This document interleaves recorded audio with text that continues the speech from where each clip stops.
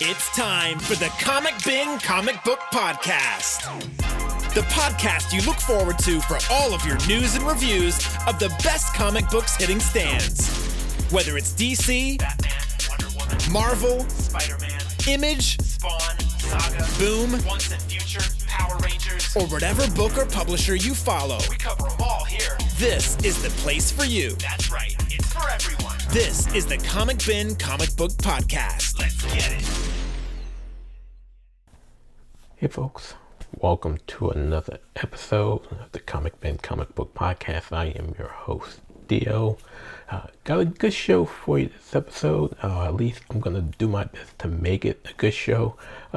This episode, I am sitting down with comic book writer Phillip Kennedy Johnson, and we are talking about a couple of topics in the time that we had together, and specifically about his move to Marvel Comics that will be happening early 2026.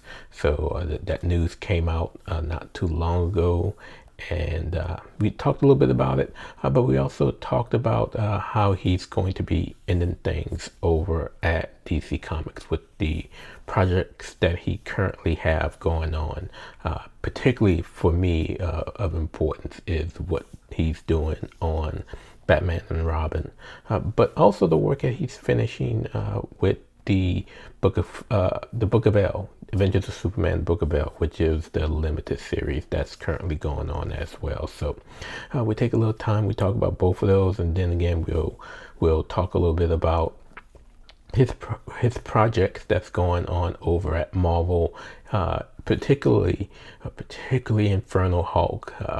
Issue 2 is out already, so we talk a little bit about that and what might be coming for, well, we can't call him Bruce Banner anymore since he's been separated from Bruce, but the monster that we know as Hulk.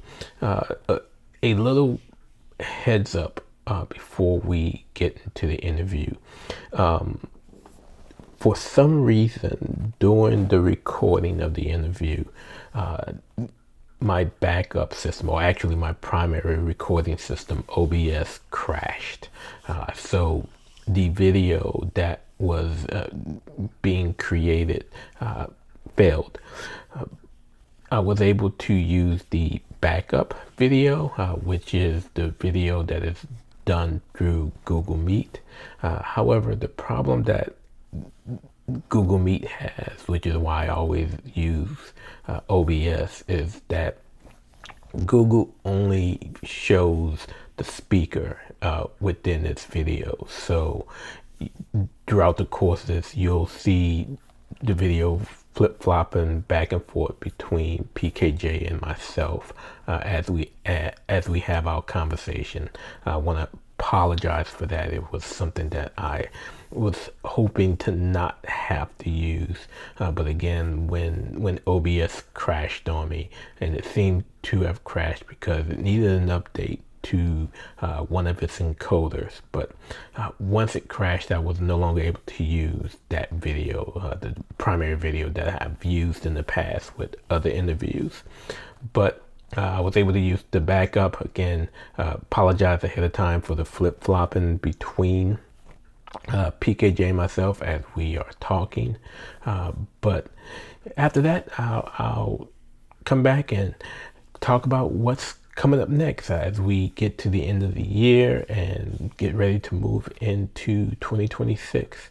So there's a lot of things that'll be going on, not only here at the Comic Bin Podcast, but also over at our sister site, over at the Batman universe. So I'll talk a little bit about that as well as what we're going to be doing early 2026. As you all know, con season starts very early, and New Orleans is one of the first sites that have a major event each year. So we'll talk about what we'll be doing at Fan Expo in January.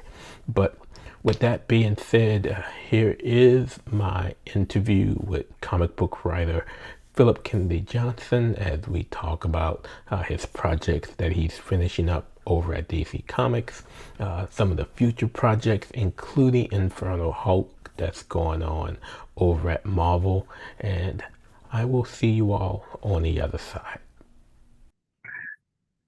Hey folks, it's Theo, and I am sitting here with Phillip Kennedy Johnson, a writer currently writing on Adventures of Superman, House of L, and Batman and Robin over at DC, and on The Infernal Hulk over at Marvel. Phillip, how's it going?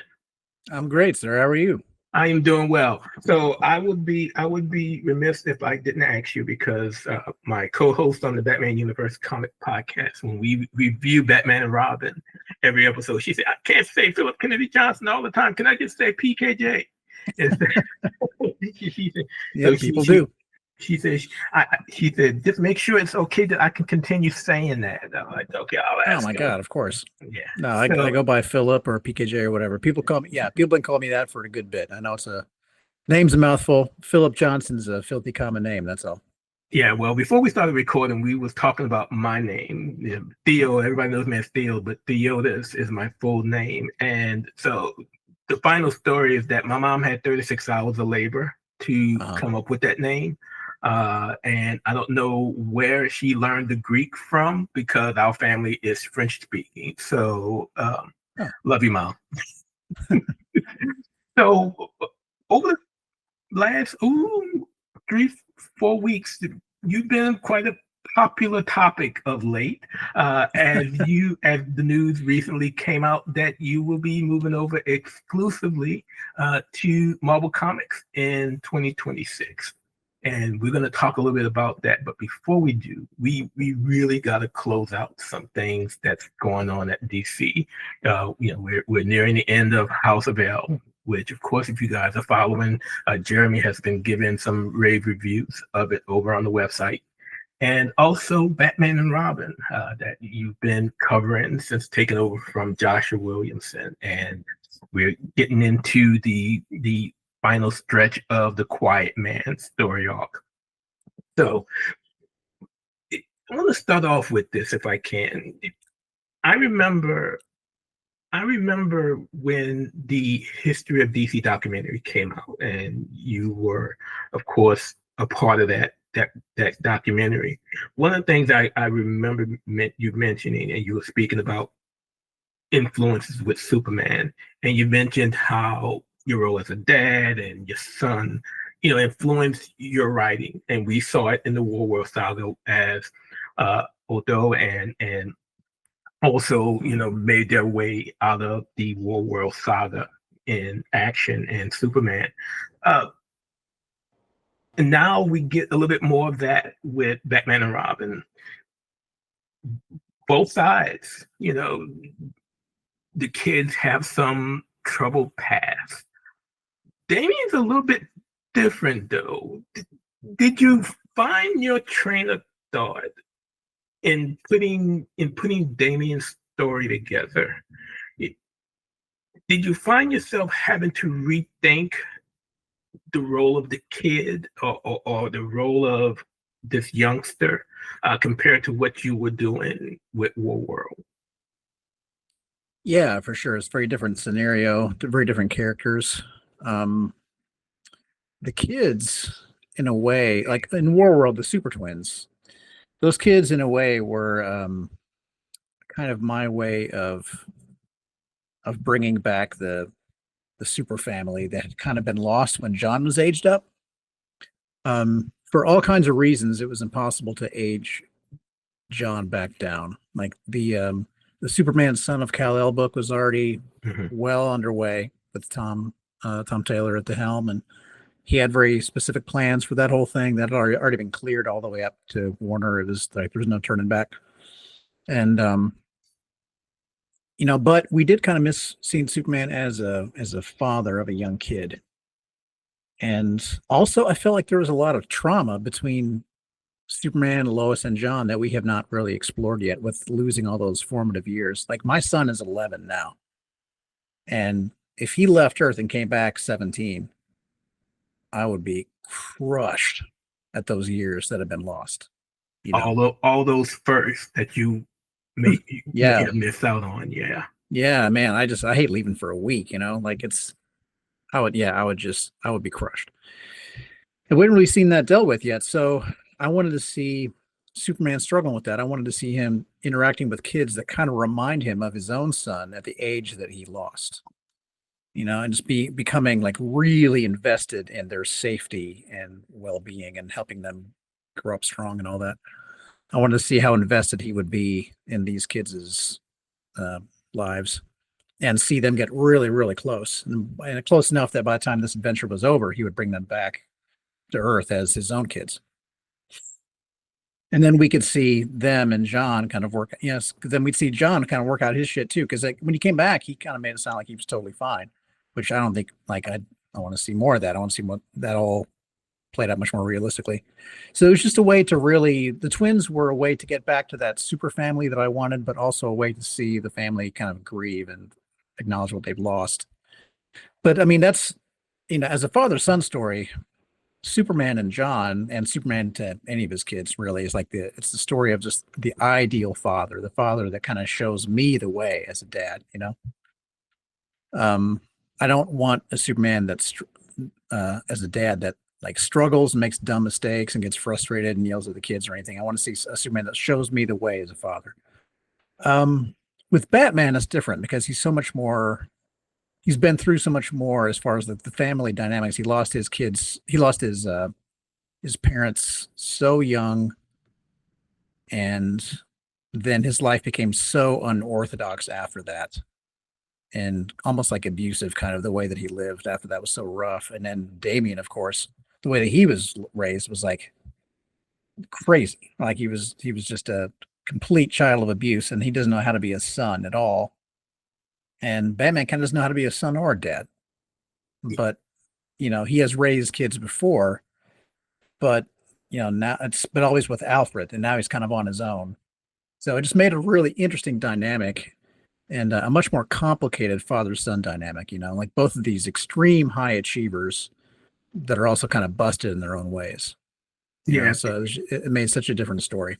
Yeah. If there was one thing I truly enjoyed about this iteration of Batman and Robin, when it first started with Joshua, is we saw a different dynamic between Bruce and Damian, where there was an attempt to be father and son, in both runs.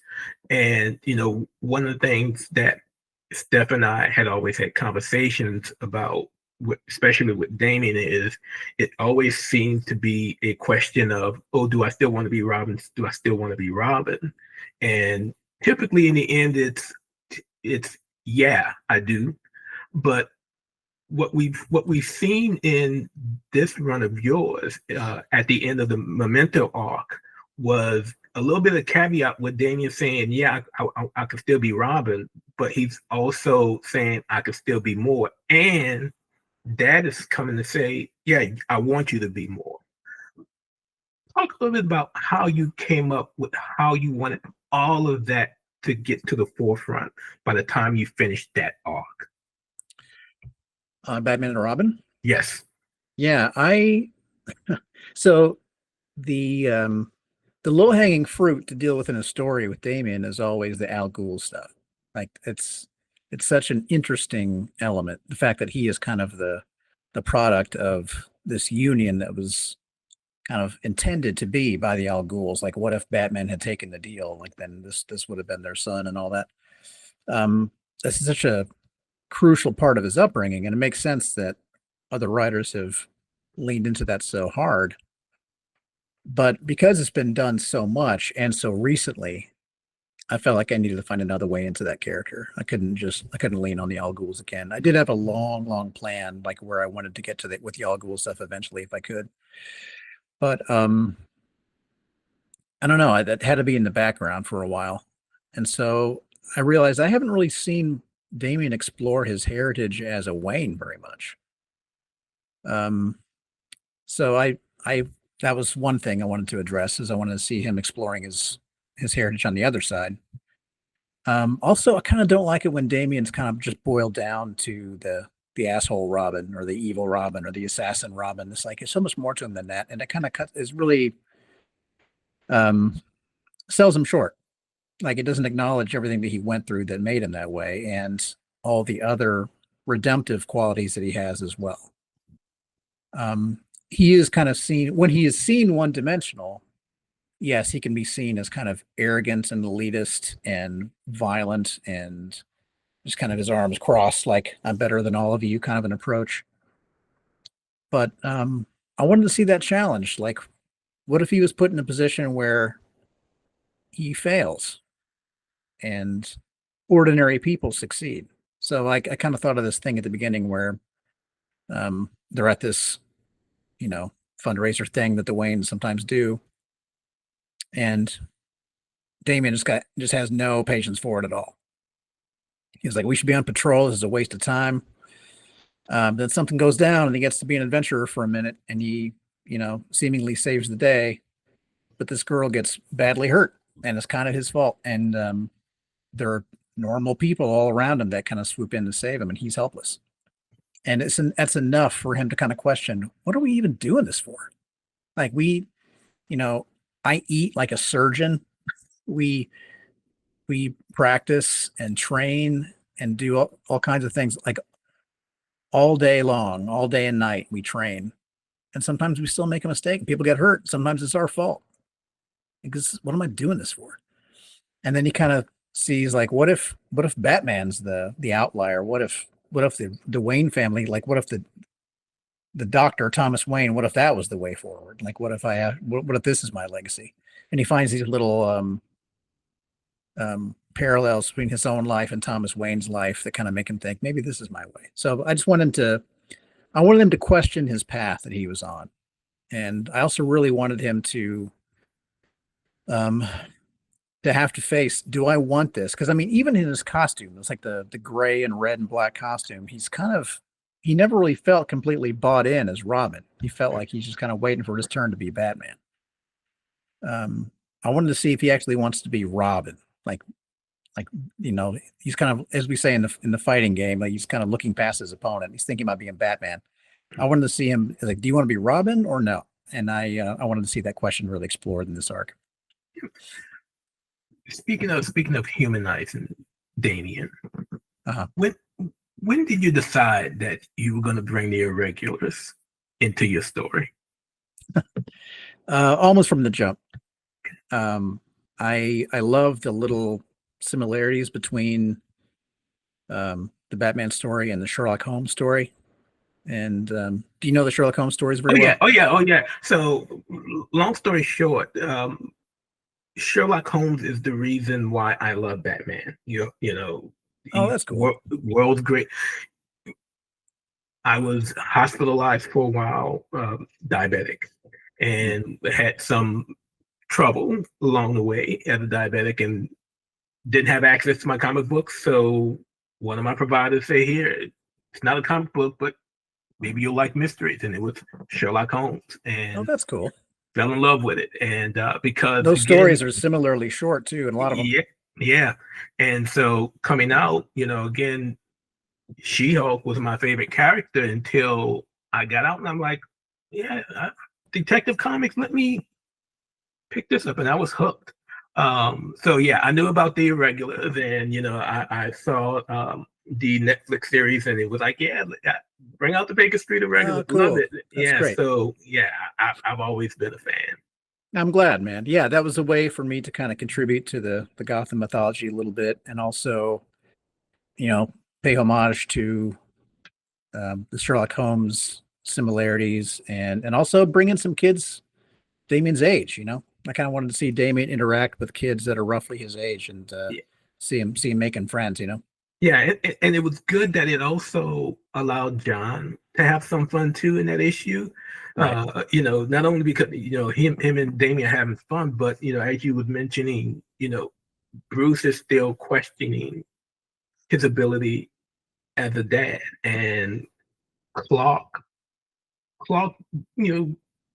gave him some big kudos considering everything that has gone on since Alfred's untimely and unwanted death.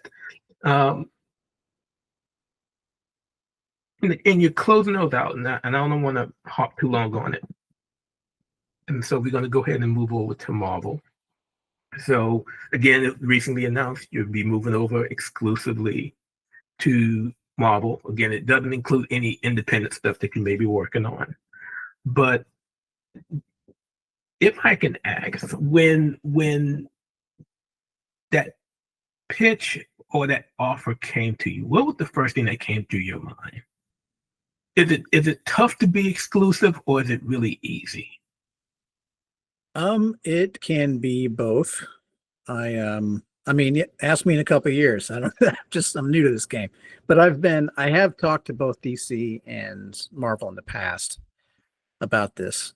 Mhm. And my initial thought was always, I'm very flattered, but no way, because it's comics is just about making cool stuff with your friends. I mean, that's what it should be about. And um, I don't know. I don't want to close any doors, even if the checks get a little bit bigger. Even if the opportunities get a little bit sweeter. I don't know. I was always very hesitant to take it, Mhm. because I mean, I love writing Batman and Superman stories, man. Like just to stop writing Batman and Superman, they'd have to offer me a lot, you know. Mhm. Um, and on the other side, there's all these characters I'd love to write too. Like I mean, to get to write Hell Hunters, so amazing, and I'm having such a great time on Hulk, and there's these other books that are coming together now. I really didn't want to close off any of those bridges. Um, the timing this time was different though, um, because I'm coming up at the end of what's going to be like the Adventures of Superman Book of L that I'm writing now is going to be the capstone to my second omnibus. And even just the first one is thick as hell. To get two of those is crazy. I mean, I've been so fortunate to write so much Superman. I could never have asked for an honor like that in comics. I never thought I'd be doing DC or Marvel stuff at all, let alone Superman, let alone so much of it. And I've had a good run on Batman and Robin too, man. We're coming up to a logical conclusion. There's about to be this big shakeup after DC KO, where a lot of creative teams are going to be moving over to other stuff probably. So there was no guarantee I was still going to be on the book anyway. So yeah, it just felt like the right time. Like it was actually a good time. It's not because the contract's not forever, you know. Right. It's multi-year, but the opportunities that they're offering me at Marvel right now are just, I mean, real bucket list stuff that I've been dying to do. So yeah, that's it. I told them like it'd take a lot for me to say no to any more Batman and Superman stuff, but you know, they offered me a lot. They offered me some really amazing projects that I'm really excited to do. And even though I was very hesitant at first, in the end I took it wholeheartedly, and I'm all in. It's going to be a really exciting time for us at Marvel. Well, I won't hold it against you. You know, if I was ever offered the opportunity to write any comic book, I would be all over it. So to be able to do projects that you really wanted to do, I can't be upset at that, even though you're jumping off Batman and Robin. Thanks. And well, it is going to give me a little bit more juice at Marvel to take bigger swings too, and like do bigger projects, stuff that I hope will make a big impact. Yeah, and it'll be worth it. Yeah, having those opportunities, you got to take it, just to see where it takes you. And you pick up that Zero Sugar one more time, I'm making my way to the East Coast, but that's all right. Sorry, man. I was trying to keep myself vertical. Yeah, I got my Diet Dew right here, so I'm okay. Oh, what are you talking about then? That's good. What did I do right there? So you mentioned in another piece that your son, the 11-year-old, gave you his approval to do this deal with Marvel. How was that conversation? If you can really relay it. He was great about it. I mean, if he had been horrified, honestly, man, if he had not been supportive, I think I would have said no. He and I mean, he's my sun and moon, dude. I don't want to say he's all I care about, but he and I are super close, and I just love the shit out of that kid. And he is so supportive of the work that I do in comics. He's my biggest fan, my best fan, just the best kid, and he loves all my work. So if he had been really disappointed at the prospect, I told him the things about it that I really liked, the stuff that it would lead to. I told him the downsides. I told him like the business elements and all that. And yeah, he was like, "You should totally do it." I'm like, "All right, I think I will." I mean, I was inclined to do it after all the business stuff had been sorted out, and I knew what I could, the benefits I could get from it and everything.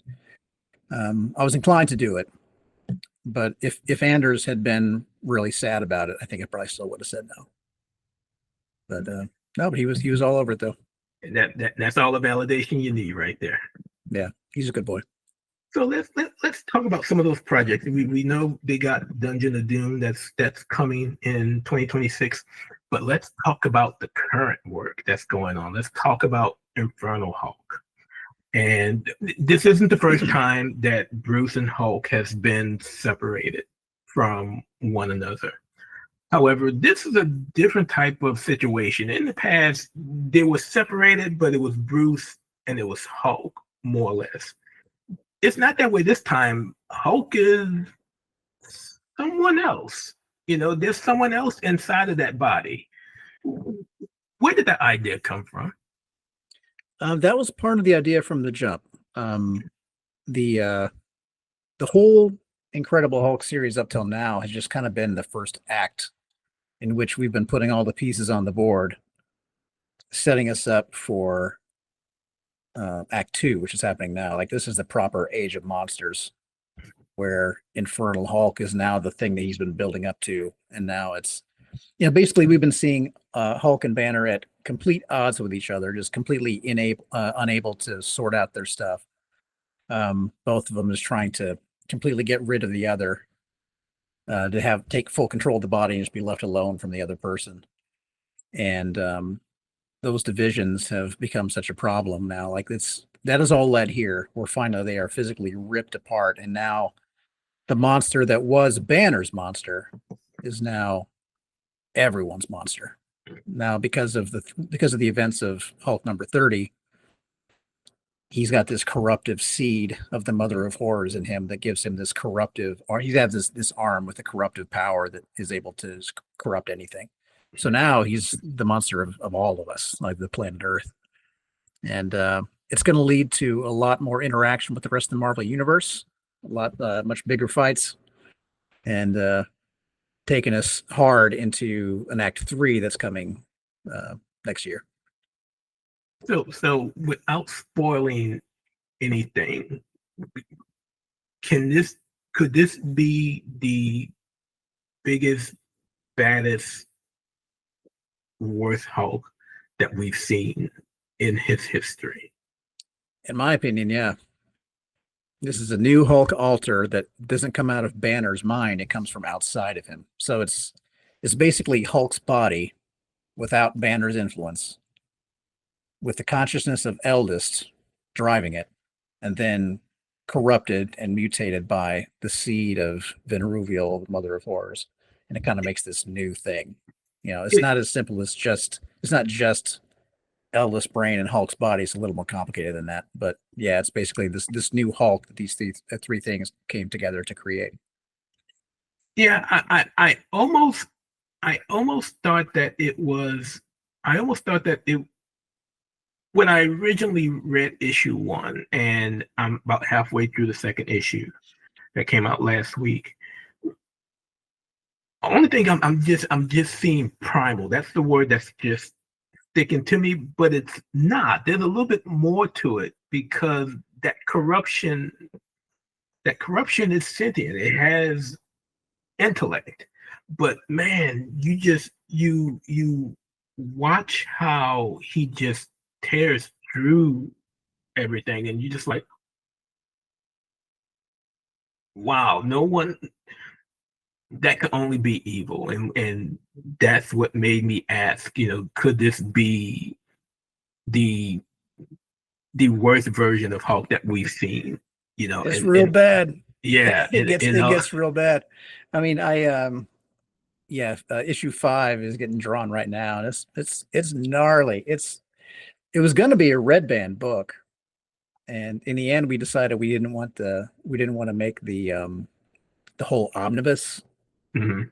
red band. So it's not red band, but I mean it's basically a red band book. It's just not, we're just not classifying it that way. It gets wildly violent. So yeah, this is the first time we've seen a Hulk that goes quite this hard. Okay. And I know we have an Act 3.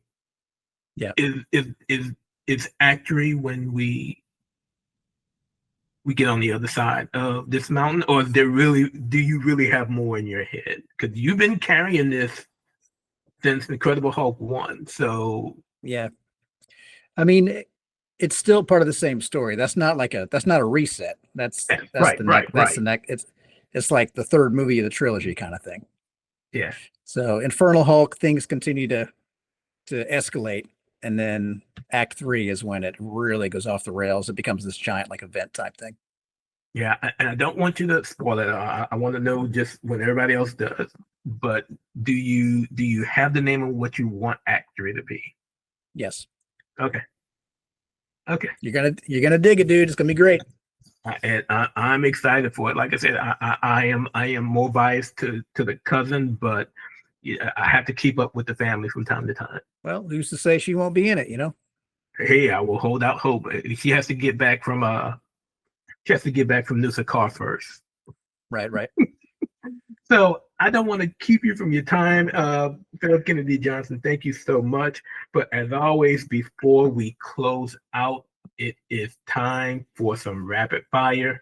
As always, it is two choices. There are no right or wrong answers. First up, Damien or Otto?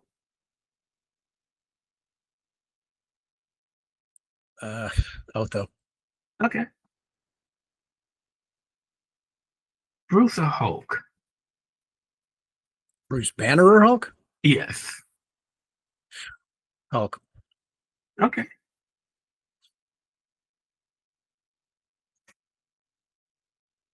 Robotech or Voltron?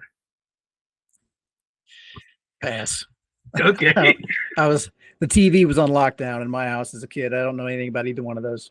Oh, wow. Sorry to hear that. Oh, man. Yeah, I missed out on a lot of stuff back then. Okay. Jason or Tim? Jason. Todd. Okay. Really? Oh, all day. So everyone else who knows me knows this, but Theo voted for Jason to die multiple times. And Oh yeah. And believe me, my grandmother laid into me when she got the phone bill. But all I can say to my Red Hood fans out there is, you're welcome. Yeah, I mean, if we're talking about who was the better, you're just throwing out names. Now, if we're talking about who makes the better Robin, that's got to be Tim. Oh, of course. But Jason's not Robin now. He's. Yeah. I love the idea of the broken Robin. I love how Jason's turned out. I have a very specific way that I prefer Jason to be as Red Hood. He's been done a bunch of different ways, and I don't always love him depending on how he's being treated. But I love the Red Hood as a character. As if we're talking about them in the Robin tights, yeah, Jason would be close to last. Oh yeah. Oh, from a Robin standpoint, I would put Kelly and Steph over Jason. He had to die. And when Tim's one of the greats. I love that he surprised Bruce in the cave, that he solved he found out his identity. He just showed up I know who you are. That's dope. That was pretty baller move. Yeah, so I loved him. I mean, that laid the foundation for him being the next world's greatest detective. He may not be the best, the next best Batman, but from a detective standpoint, that scene after Nightfall and going into Along the Place of Dying was just perfect in laying that foundation for Tim. All right, so we got one more, and hopefully you can go on this one. Batman the Animated Series or Justice League Unlimited? Animated series. Okay. It's been making a comeback, so that's the question that everybody gets. And in the beginning, Unlimited jumped out to a huge lead, and then all of a sudden, the animated series started making a comeback. Well, that's another thing that's kind of because of my own ignorance. Like I had access to the animated series as a kid, but I did not have access to Unlimited because that was when I had gone off to school. And I wasn't watching TV. Mm-hmm. So Gotcha. I had to catch up on Unlimited years later. And even now I've not seen the whole thing. Oh, you gotta watch it. It's so good. Yeah. But the animated series laid the foundation, and we wouldn't have had Justice League Unlimited or even Justice League if it wasn't for the animated series and Right. all of that. Phillip Kennedy Johnson, thank you so much for joining us here on the Comic Bin Comic Book Podcast. If fans want to keep up with what you're doing and the projects you're working on, how can they follow you? I'm all over socials, man. I'm on Facebook under my full name. I'm under, let's see, Twitter, Instagram, all the Twitter descendants, and Instagram at Phillip K. Johnson, 2 L's in Phillip. I got a website, phillipkennedyjohnson.com, where I try to keep my stuff updated. And you can contact me through that site as well. So, yeah, look me up. Well, I, for one, will be seeing you next month at Fan Expo, and I'll be Awesome, coming man. I'll be to shake your hand as well as get some signatures so I can hang some more stuff on the walls over there since these are all full. But best of holiday wishes to you and to your family. Thank you so much for joining us here on the Comic Bin Podcast. I truly appreciate it. Thank you, brother. It's been an honor. Thanks so much. Thank you. So again, I want to thank PKJ for taking the time out of his busy schedule to sit with me to talk about the projects that he has coming to an end over at DC Comics, Adventures of Superman, the Book of L, as well as Batman and Robin. They are coming to an end, or at least his run on those titles are coming to an end as he make his exclusive move over to Marvel Comics, and I can't wait to see the other projects that he have coming forward in the future outside of what he's already doing with Dungeons of Doom as well as Infernal Hulk. But my only concern, the Book of L was already a limited series. However, Batman and Robin was an ongoing, and I guess things were perhaps caught a little bit by surprise because if you are looking at the solicits over either at the Comic Book Spot or at the Batman universe that we have up, you will see that the solicitations for March 2026 does not have Batman and Robin listed. So I am hoping that that's only because, DC was caught by surprise, or they haven't, they don't want to announce who the new writer will be just yet, or maybe they haven't identified a new writer just yet.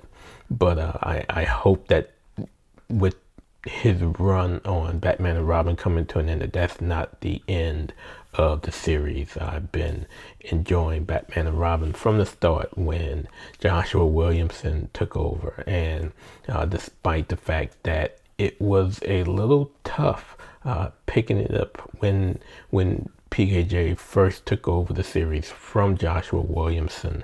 I really got into this new phase of Batman and Robin, particularly with what's going on with the Quiet Man and the story with Arnold Wesker and Ventriloquist making his return to the pages of the Batman universe.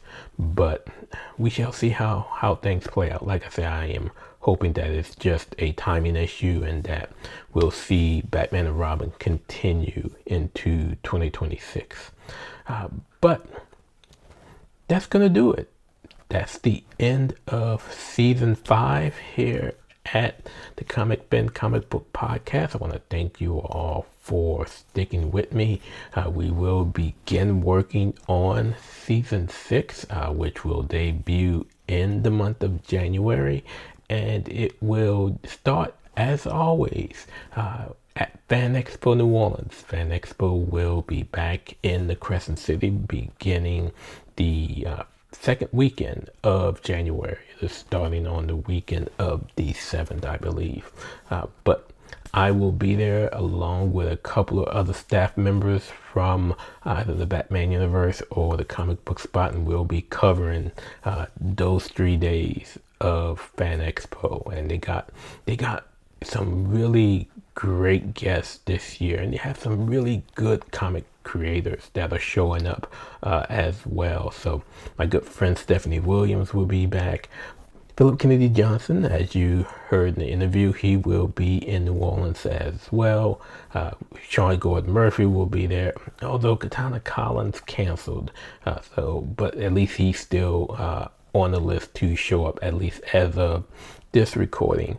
But we'll be back in January to do our first recap of Fan Expo, and we'll be kicking things off with season 6. Again, I want to thank you all for sticking with us as we continue to move forward with the Comic Bin podcast, as well as what we're doing over at the Batman universe. We'll be doing a lot of new stuff and doing a lot of new original content that'll be coming in the new year. So yeah, that's it for the year and for the season. Season 5 is done.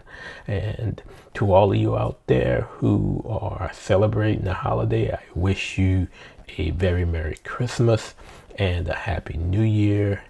And I will see you in 2026. That is going to do it for this episode of the Comic Bin Comic Book Podcast. I'd like to thank you all for your continued support of the program.